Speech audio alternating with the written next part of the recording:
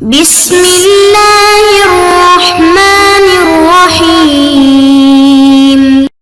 بسم اللہ الرحمن الرحیم وبہ نستعین وهو خیر معین وصلی اللہ علی نبینا محمد وآلہ الطاہرین وصحبہ المنتجبین اللہم صلی علی محمد وآل محمد۔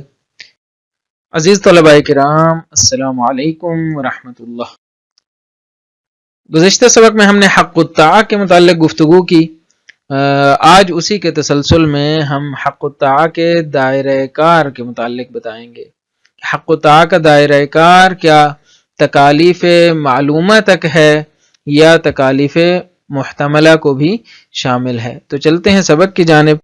سب سے پہلے قرأت متن کرتے ہیں۔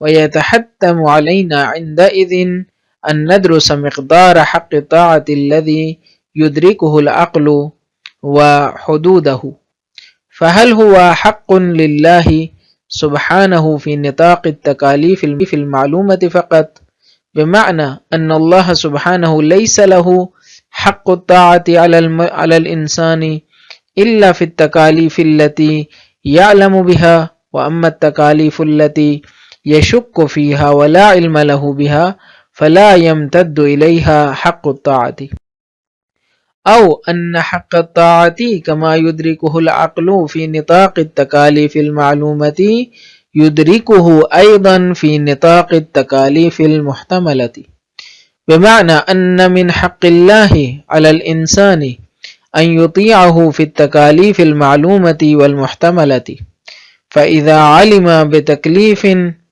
كان من حق الله عليه أن يمتثله، وإذا احتمل تكليفا كان من حق الله أن يحتاطه فيترك ما يحتمل حرمته ويفعل ما يحتمل وجوبه. الصحيح في رأينا هو أن الأصل في كل تكليف محتمل هو الاحتياط نتيجة لشمول حق الطاعة للتكاليف المحتملة، فإن العقل يدرك أن للمولى على الإنسان حق الطاعة لا في التكاليف المعلومة فحسب، بل في التكاليف المحتملة أيضا، ما لم يثبت بدليل أن المولى لا يهتم بالتكليف المحتمل إلى الدرجة التي تدعو إلى إلزام المكلف بالاحتياط۔ یہ تو عبارت تھی جو قرأت ہو چکی۔ اب چلتے ہیں اہم ترین نکات کی جانب۔ گزشتہ سبق میں آپ کو یاد ہوگا کہ ہم نے حق الطاعہ کے نظریے کو بیان کیا تھا اور بتایا تھا کہ یہ شہید کا ایک انفرادی نظریہ ہے اور ابتکارات میں سے ہے، یعنی شہید نے اس کو ابتکار کیا ہے اور اپنے انداز میں اس کو بیان کیا۔ شاید گزشتگان کے کلام میں ہوگا، لیکن اس عنوان کے تحت بحث اصولیوں نے کہیں نہیں کی۔ حق الطاعہ سے مراد ایک عقلی ادراک ہے، ایک عقلی ادراک ہے کہ اس بات پر مبنی ہے کہ عقل کشف کرتی ہے عبد اور مولا کے درمیان رابطے کو۔ خدا اور بندے کے درمیان جو رابطہ ہے وہ ہے بندگی کا رابطہ۔ اس بندگی کے رابطے کو عقل کشف کرتی ہے، لہذا حق الطاعہ سے مراد یہ ہے کہ مولا کو حق اطاعت اور حق بندگی حاصل ہے بندے اور عبد کے اوپر۔ عبد ہونے کے ناطے انسان مکلف ہے، ذمہ دار ہے کہ وہ اللہ تعالیٰ کی اطاعت اور بندگی کرے۔ لہذا شہید فرماتے ہیں کہ مجہول الحکم موارد میں بھی ہم اسی حق الطاعہ کے نظریے کو کیا کریں گے؟ اعمال کریں گے اور کہیں گے کہ ہماری عقل اس بارے میں کیا کہتی ہے۔ ہم عقل کی طرف مراجعہ کریں گے اور پوچھیں گے کہ حق الطاعہ کی روشنی میں ہم یہ جاننے کی کوشش کریں گے کہ عقل کیا کہتی ہے۔ کیا مجہول الحکم موارد میں ہم نے ترک کرنا ہے یا انجام دینا ہے؟ ہم نے احتیاط کرنی ہے یا برات جاری کرنی ہے؟ تو یہ گزشتہ سبق میں ہم نے یہاں تک وضاحت کی تھی۔ آج کا جو سوال ہے وہ یہ ہے کہ حق الطاعہ کا دائرہ کار کیا ہے؟ حق الطاعہ کا دائرہ کار اگر معلوم ہو جائے گا تو پھر ہم اس سوال کو بھی جواب دے سکیں گے۔ تو لہٰذا حق الطاعہ کے دائرہ کار کی بحث ہے۔ تو یہاں پہ حق الطاعہ کا دائرہ کار معلوم کرنے کے لیے تکالیف اور وظائف شرعیہ، تکالیف کا مطلب تکالیف جمع ہے تکلیف کی، اور یہ نکلا ہے آیہ تکلیف سے۔ آیہ تکلیف کون سی ہے؟ جو تکرار ہوئی ہے بعض قرآن میں 2 مرتبہ یا 3 مرتبہ تکرار ہوئی ہے، لا یکلف اللہ نفسا الا وسعها، لا یکلف اللہ نفسا الا وسعها، یہ آیہ تکلیف ہے، یعنی اللہ تعالی تکلیف کرتا ہے انسان کو، تکلیف نہیں کرتا سوائے اس حد کے کہ جو اس کی وسعت میں ہے، جو اس کے اختیار میں ہے، جو اس کے کیا کہتے ہیں مقدرت میں ہے، جو اس کے دائرہ قدرت میں ہے۔ تو یہ آیہ تکلیف ہے۔ اس کی روشنی میں تکلیف کا لفظ جو ہے وہ فقہ اور اصول میں واضح ہوا ہے۔ تو تکالیف کی 2 قسمیں ہیں، یعنی وظائف شرعیہ کی 2 قسمیں ہیں۔ ایک وہ تکالیف ہیں جو معلوم ہیں، جو شریعت کے احکام سے، شریعت کے اوامر سے، شریعت کے نواہی سے معلوم ہے، جیسے نماز ہے، نماز واجب ہے، 5 گانہ نماز پڑھنا، روزہ ماہ رمضان کا واجب ہے، حج واجب ہے، زکوٰۃ واجب ہے۔ تو یہ کیا ہے؟ تکالیف معلومہ ہے۔ کچھ چیزیں ایسی ہیں کہ جو محتملہ ہیں، معلوم نہیں ہے، شریعت کے حوالے سے معلوم نہیں ہے، محتملہ ہے، محتمل الوجوب ہیں، ٹھیک ہے؟ مثلا الدعاء عند الہلال، عند رؤیت الہلال، فرض کریں کہ یہاں پہ اختلاف ہو گیا کہ واجب ہے یا نہیں ہے، تو یہاں پہ مثلا اختلاف ہو گیا، یا مثلا نماز آیات بعض موارد میں محتمل الوجوب ہے، مثلا تیز آندھی چل رہی ہے، تو کیا یہاں پہ واجب ہے یا نہیں ہے، تو محتمل الوجوب۔ اسی طرح محتمل الحرمہ، تکالیف محتمل الحرمہ، جیسے سگریٹ نوشی، سگریٹ پینا، تمباکو نوشی، سگریٹ پینا، یہ کیا ہے؟ محتمل الحرمہ ہے، ایک احتمال ہے کہ حرام ہے۔ تو اب یہ جو 2 قسمیں ہم نے بتا دیں، تکالیف معلومہ جن کے اوامر اور نواہی کے ذریعے جن کا معلوم ہے کہ یہ ہمارے اوپر ذمہ داری ہے، دوسرے تکالیف محتملہ ہیں کہ جن کے اوامر اور نواہی ہمارے لیے مشخص نہیں ہیں، لیکن ہمارے اندر احتمال ہے کہ وہ واجب ہوں گے، احتمال ہے کہ حرام ہوگا، تو اب کیا کریں؟ تو سوال اب ان 2 قسموں کی روشنی میں یہ ہے کہ کیا حق الطاعہ کا دائرہ کار صرف معلوم تکالیف تک ہے یا تکالیف محتملہ کو بھی شامل ہے، یعنی ان تکالیف کو بھی شامل ہے کہ جن کے بارے میں احتمال دیا جا رہا ہے کہ ہو سکتا ہے یہ واجب ہو سکتا ہے کہ یہ حرام ہو۔ شہید کہتے ہیں کہ شہید کی رائے یہ ہے کہ عقلی حکم کے مطابق بندگی کا تقاضا یہ ہے کہ تکالیف محتملہ میں بھی احتیاط کرنی ہے۔ تکالیف معلومہ میں تو واجب ہے کہ عمل کریں، جو حکم آ رہا ہے اسی کے اوپر عمل کرنا، لیکن عقل یہ کہتی ہے کہ تم ایک بندے ہو، تمہارے اوپر واجب ہے کہ ہر صورت مولا کی اطاعت ہونی چاہیے، مولا کی رضایت کو آپ نے جلب کرنا ہے، رضامندی کو حاصل کرنا ہے، تو مولا کیسے راضی ہوگا؟ کہتے ہیں احتیاط کریں، تکالیف محتملہ میں احتیاط کر کے مولا کو راضی رکھیں، یہ شہید کا بیان ہے۔ لہٰذا نتیجہ کیا ہوگا؟ نتیجہ یہ ہوگا کہ محتمل الوجوب کو انجام دینا پڑے گا اور محتمل الحرمہ کو ترک کرنا پڑے گا۔ جہاں پہ احتمال ہے کہ یہ فعل کیا ہوگا؟ واجب ہوگا، ہو سکتا ہے واجب نہ ہو، مستحب ہو، تو اب اس نے انجام دے دیا تو قطعاً رضامندی حاصل ہو گئی۔ اسی طرح ایک فعل کے بارے میں احتمال ہے کہ حرام ہو، ایک احتمال یہ ہے کہ حرام نہ ہو، تو اگر وہ ترک کر دے گا تو اس کو کوئی نقصان تو نہیں ہوا، لہٰذا یہاں پہ رضامندی حاصل ہو گئی۔ بس احتیاط کا تقاضا یہ ہے کہ محتمل الوجوب میں انجام دینا ہے، محتمل الحرمت کو ترک کرنا ہے۔ یہ اہم نکات تھے. اب چلتے ہیں وضاحت متن کی جانب. فرماتے ہیں کہ یہ بحث جاری تھی. القاعدۃ العملیۃ الاساسیہ، بنیادی جو اساسی قاعدہ عملی ہے اس کا تعین کرنا ہے. تو اس کے حوالے سے پہلا قدم ہم نے جو بتایا تھا وہ حق الطاعہ کا خود نظریہ تھا. اگلا قدم جو آج ہم نے اٹھایا ہے وہ ہے حق الطاعہ کا دائرہ کار، مقدار و حق الطاعہ. تو فرماتے ہیں وَيَتَحَتَّمُ عَلَيْنَا عِنْدَئِذٍ، اب ہم پر حتمی ہو جاتا ہے. عندئذٍ یعنی اب جب کہ ہم حق الطاعہ کو جان چکے ہیں تو اب ہم پر حتمی ہو جاتا ہے، لازم ہو جاتا ہے کہ ان ندرس مقدار حق الطاعہ، ہم حق الطاعہ کی مقدار کے بارے میں آگاہی حاصل کریں، حق الطاعہ کی مقدار کو ہم سمجھ سکیں کہ الذی یدرکہ العقل، کہ جس کا عقل ادراک کرتی ہے، وحدودہ، عطف ہے مقدار کے اوپر، ان ندرس مقدار حق الطاعہ وحدود حق الطاعہ، ہم اس کے حدود کو سمجھ سکیں، اس کے چارچوب کو ہم سمجھ سکیں کہ کہاں تک ہے. کیسے سمجھ سکیں گے؟ سوال اٹھا رہے ہیں. کہتے ہیں فَهَلْ هُوَ حق للہ سبحانہ فی نطاق التکالیف المعلومۃ فقط، کہتے ہیں کیا یہ حق طاعہ اللہ کا حق ہے صرف تکالیف معلومہ کے دائرے میں؟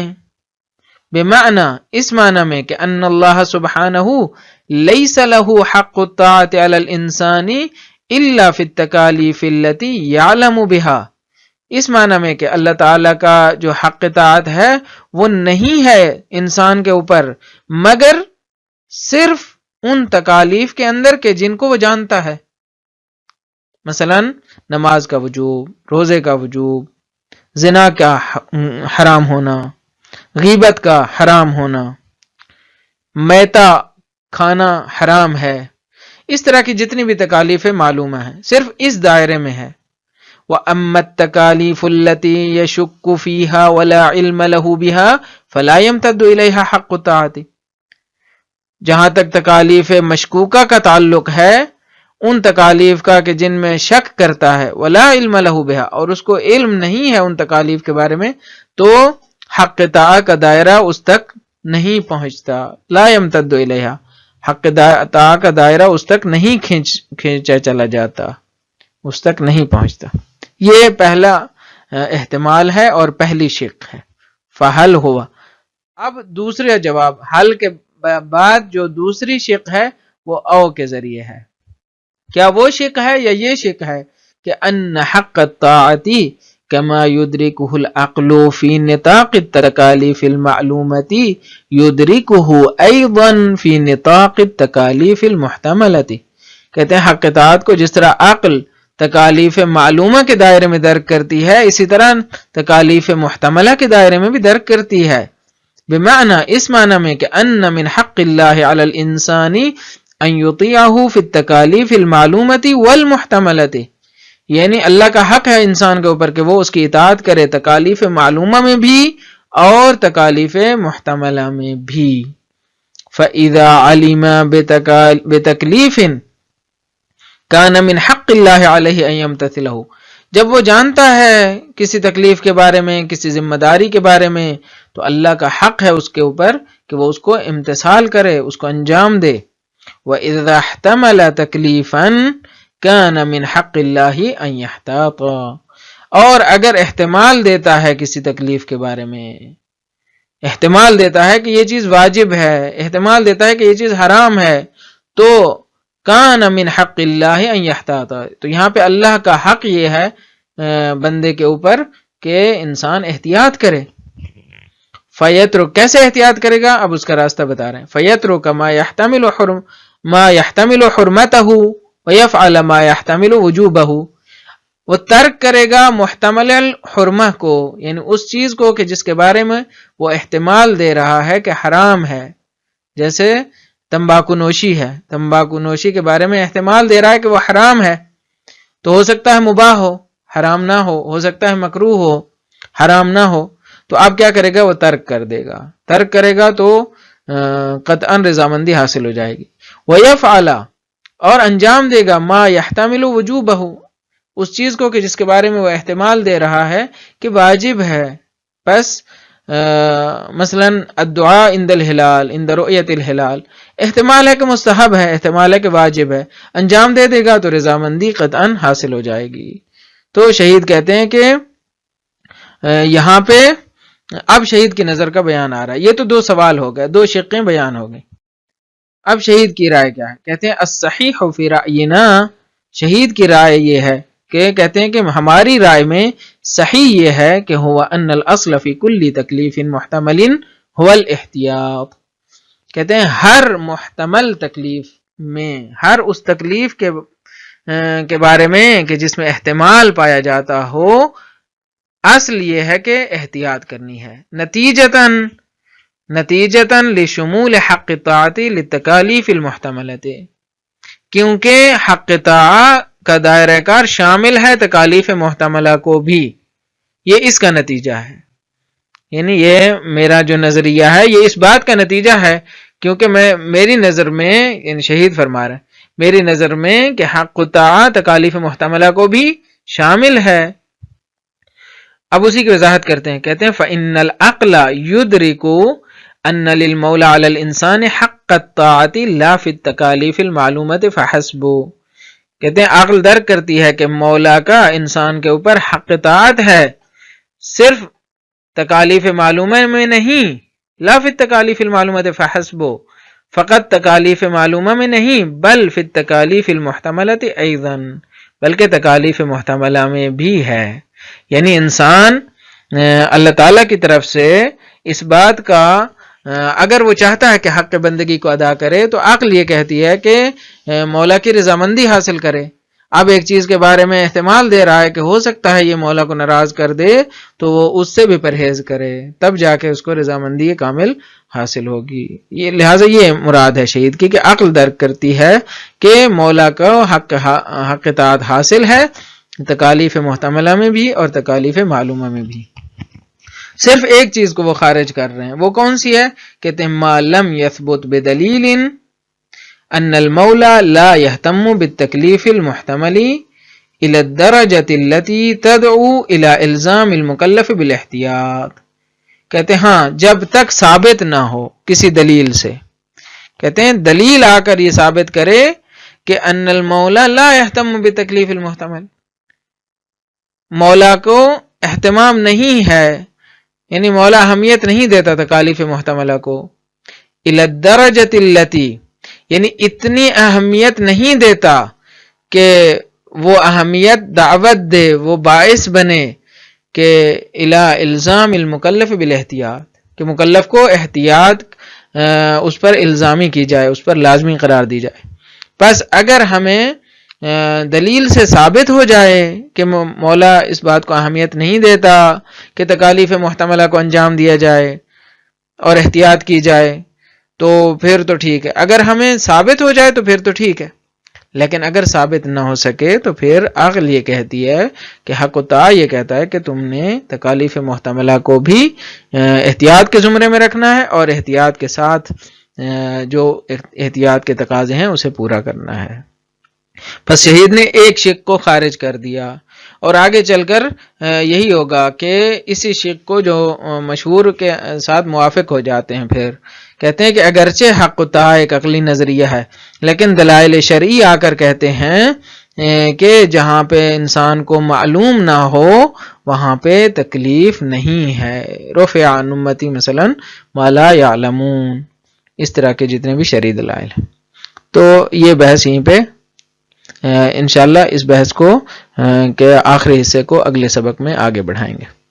خلاصہ کلام یہ ہے کہ آج ہم نے حق الطاعت کے دائرہ کار کے متعلق گفتگو کی اور بتایا کہ تکالیف کی دو قسمیں ہوتے ہیں، وظائف شرعیہ دو قسم کے ہوتے ہیں.